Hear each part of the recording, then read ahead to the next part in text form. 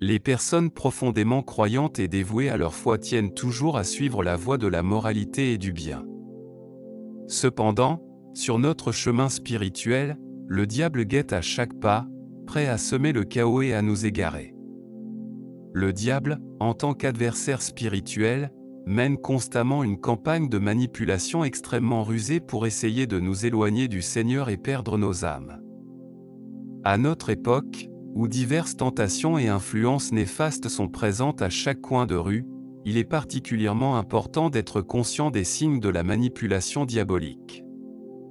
C'est pourquoi aujourd'hui, nous nous concentrerons sur 5 signes essentiels qui peuvent indiquer que notre vie est sous l'influence de la manipulation diabolique.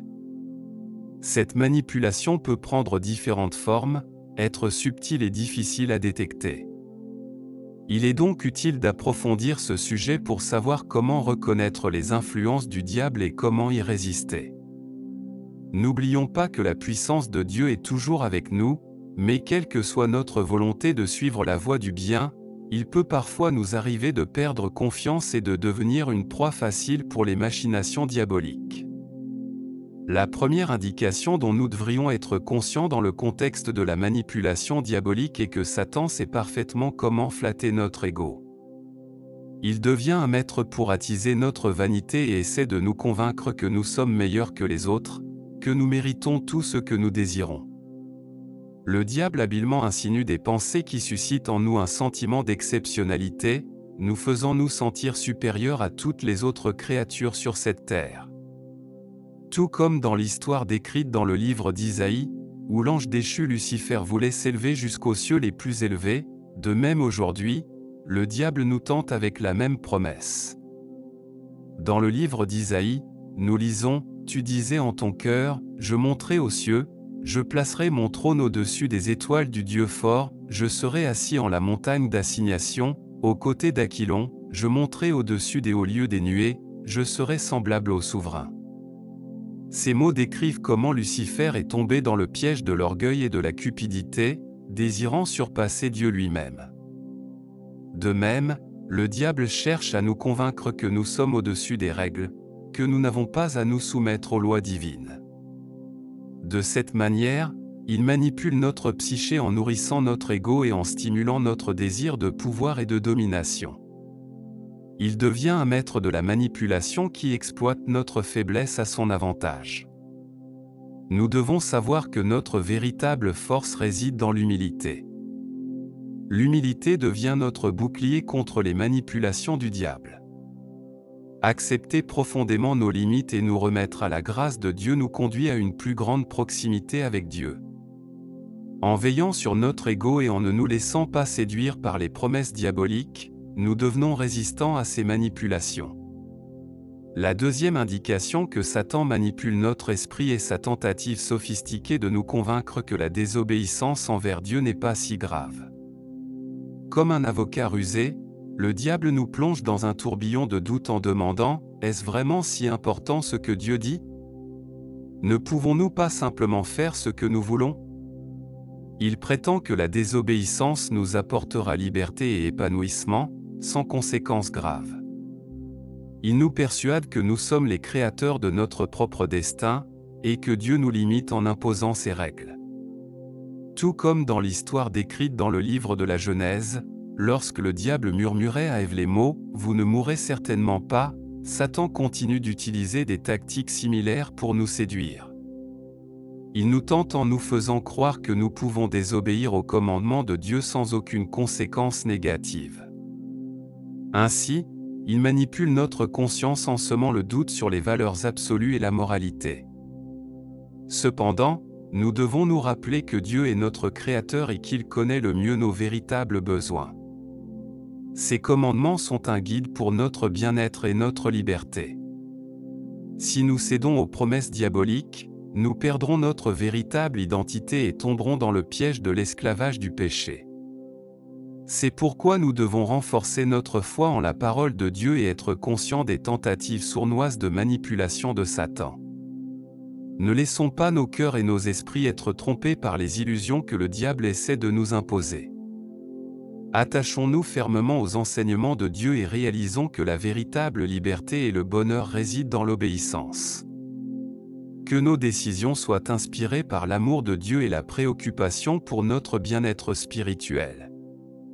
Le troisième signe de la manipulation diabolique qui devrait éveiller notre vigilance est la perfide distorsion des mots des Écritures saintes.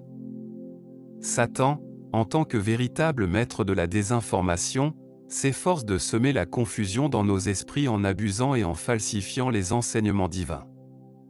Tout comme un prestidigitateur habile manie ses tours, le diable manipule la parole de Dieu en retirant des morceaux de leur contexte pour leur donner un sens complètement nouveau. Dans sa quête pour atteindre ses objectifs, il renverse la vérité et la présente de manière à correspondre à ses propres intentions. En citant des extraits des Écritures saintes en sa faveur, le diable tente de susciter des doutes et de la confusion dans notre foi. Il nous embarrasse en posant des questions telles que « Est-ce vraiment ainsi que Dieu l'a voulu ? Ne pouvons-nous pas interpréter ces paroles d'une autre manière ?» De cette manière, il essaie de nous convaincre que la Bible est un texte flexible que l'on peut adapter à ses propres préférences. Cependant, nous devons nous rappeler que les Écritures saintes sont un don de Dieu, un guide immuable pour notre vie. Dieu, qui est la source de la vérité, ne peut pas être un allié de la désinformation. Lorsque le diable manipule la parole de Dieu, il se détourne de la vérité et essaie de nous en éloigner. Face à une telle manipulation, nous devons être armés de connaissances bibliques pour être en mesure de reconnaître les enseignements falsifiés et suivre la véritable sagesse. Attachons-nous à l'ensemble de l'Évangile et à la compréhension du contexte dans lequel les paroles ont été enregistrées. Que l'Esprit Saint soit notre guide, éclairant notre interprétation des Écritures et nous protégeant des pièges diaboliques. Soyons vigilants lorsque nous entendons des extraits déformés des Écritures saintes. Nous devons chercher à comprendre pleinement les enseignements divins en consultant des guides spirituels sages et expérimentés.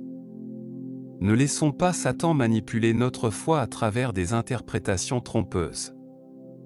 Avec la puissance de la vérité des Écritures saintes, gardons fermement notre foi et restons inébranlables dans notre relation avec Dieu. Le quatrième signe de la manipulation diabolique est l'introduction subtile de la comparaison avec d'autres personnes. Satan, en tant que spécialiste infaillible de l'art de l'incitation, nous souffle des pensées qui mènent à un sentiment de futilité, d'insignifiance et de faiblesse.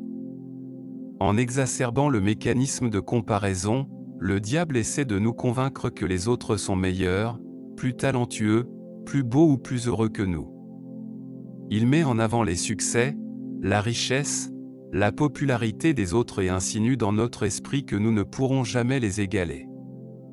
Comme un designer maléfique, il suggère des images idéalisées et des comparaisons visant à détruire notre confiance en nous et notre joie de vivre.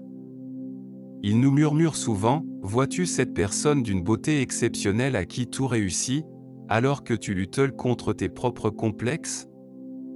Vois-tu cet homme de succès qui semble avoir tout, alors que tu es aux prises avec des défis sans fin ? Vois-tu ce couple qui semble avoir un mariage parfait à l'extérieur, alors que tu te sens seul et incompris ? » Le diable veut que nous adoptions la croyance toxique que notre vie est sans valeur en comparaison avec les autres. Il veut que nous croyions que nous sommes sans valeur, petits et faibles. Cependant, nous ne devons pas oublier que Dieu nous a créés par amour et a un destin unique et important pour nous. Au lieu de perdre du temps à ressentir de la jalousie, concentrons notre attention sur le développement de nos propres dons, sur le renforcement de nos relations avec nos proches et sur la recherche de sens dans la vie par le service aux autres. Rappelons-nous que nous ne sommes pas créés pour nous comparer constamment aux autres, mais pour devenir la meilleure version de nous-mêmes. Apprécions nos propres talents, compétences et expériences de vie. Progressons sur le chemin spirituel et réalisons notre vocation avec humilité et joie. Rejetons les suggestions manipulatrices de Satan et croyons en notre propre valeur. Ne permettons pas aux comparaisons avec les autres de nous égarer. En raison de notre identité unique et inimitable, créons de la beauté dans notre propre vie et apportons une contribution positive au monde. Le cinquième signe sournois de la manipulation diabolique réside dans la manipulation habile de nos émotions par Satan, qui l'utilise comme des outils pour instiller la peur, l'anxiété et un sentiment d'impuissance en nous. Son plan subtil consiste à nous éloigner de Dieu et à nous empêcher de ressentir sa présence et sa paix. Satan, en tant que maître de la manipulation, manie adroitement nos peurs et nos inquiétudes les plus profondes. Il nous inspire la peur de l'avenir, l'anxiété pour notre santé, nos relations, nos finances ou notre sécurité. Il alimente méthodiquement ces émotions négatives qui pénètrent en nous comme un brouillard sombre, nous privant de joie et d'espoir. Son but est de remplir nos cœurs de doute et d'anxiété, de nous briser et de nous faire perdre foi en la puissance et la bonté de Dieu. Satan insinue dans nos pensées des questions éternelles. Est-ce que Dieu est vraiment avec nous? Est-ce qu'il prend vraiment soin de nous? Pourquoi permet-il la souffrance et le mal? Son objectif est de nous submerger sous d'intenses vagues de peur, de sorte que nous nous éloignions de Dieu, le mettions de côté, et ne comptions que sur nos propres forces. Il souhaite que nous croyions en l'illusion que nous sommes impuissants et incapables de surmonter les difficultés, et que notre foi ne soit plus qu'un vain mot. Cependant, souvenons-nous que notre Dieu est plus fort que toutes les peurs de ce monde. En sa présence, la peur n'a pas sa place. Celui qui tient nos vies entre ses mains désire nous guérir, nous consoler, et nous donner une paix véritable qui surpasse toute compréhension. Alors, lorsque Satan essaie d'inspirer la peur et l'anxiété dans nos cœurs, confrontons-le avec la puissance de la foi. Cherchons du réconfort dans les promesses de Dieu qui parlent de son amour, de sa sollicitude et de sa puissance. Plongeons dans la prière, qui éloigne les ténèbres de l'anxiété et nous rend la paix intérieure. Ne permettons pas à Satan de manipuler nos émotions et de nous éloigner de la présence de Dieu. Faisons confiance en Dieu, qui est notre source de force, notre gardien, et notre paix. Dans sa lumière et son amour, nous trouverons la force de résister à toute manipulation de Satan et de vivre une véritable liberté spirituelle.